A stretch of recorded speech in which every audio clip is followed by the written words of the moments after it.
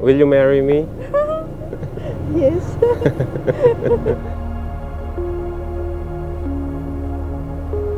Love you. Saan mo gustong pumunta after? Ready Gusto mo na bang mag-honeymoon? Honeymoon ka diyang nalalaman. Wala na nga ni honeymoon.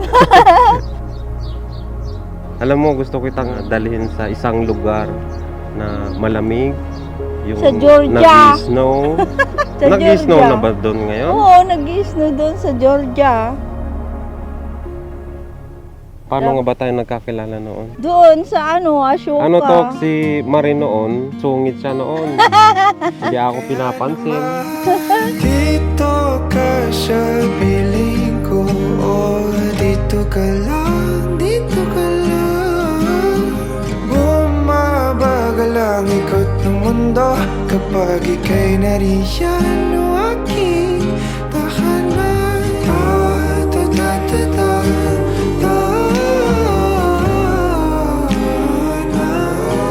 Dito ka lang, dito ka lang, dito ka lang. Wala kang duty noong February 14, di ba? Tapos, sabi mo, nag-message ka sa akin, may pupuntahan ka ba? Wala. Tapos, pupunta ako dyan. Tapos, may dala-dala ka ng teddy bear. Ay, oo.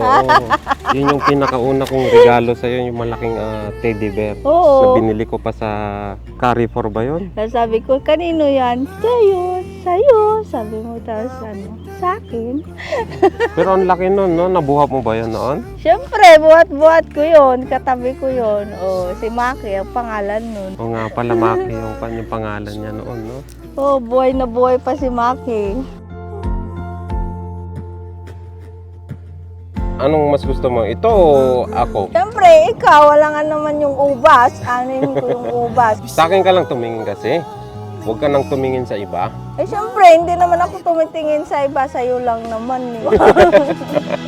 Ibigin kita kahit kailan magkatagal.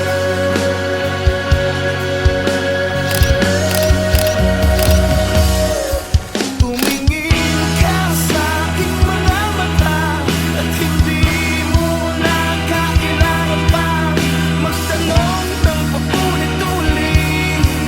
Ikaw lang ang ibig-ibig. Kung di kumbinsido'y magtiwala ka, hawakan na ang puso, paliwanag na ikaw lang ang siyang inibig.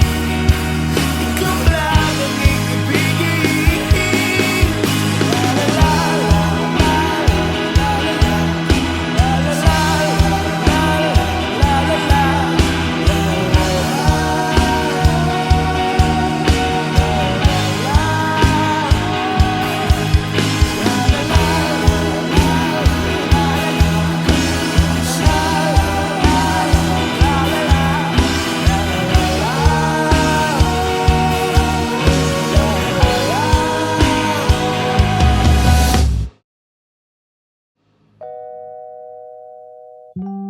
Sino